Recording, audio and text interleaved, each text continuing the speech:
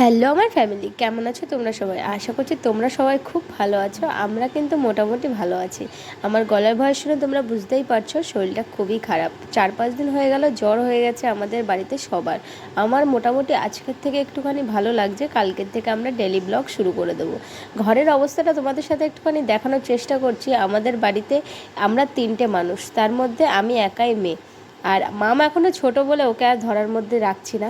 তো সব জিনিসপত্র কেমন উলটপালট আছে সেটাই তোমাদের সাথে দেখাচ্ছি, যে বাড়ির মেয়ে ছেলের যদি শরীর একবার খারাপ হয়ে পড়ে তো ঘরের কোনো জিনিসই গোছানো থাকে না, সব কিছু উলটপালট।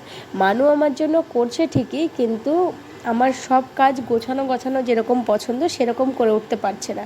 আর এই যে হচ্ছে আমার সেই কাজ, যে কাজ আমি শিখেছি নতুন, সেই কাজগুলো আমি ভাগ্যিস আগে এসে বাড়িতে করে নিয়েছিলাম, তার জন্য এগুলো কমপ্লিট হয়ে গেছে। আমার আবার 5 তারিখে যাওয়ার ডেট, 2-3 দিন ব্লগ না যাওয়ার জন্য ব্লগের মাধ্যমে তোমাদের জানিয়ে দিই।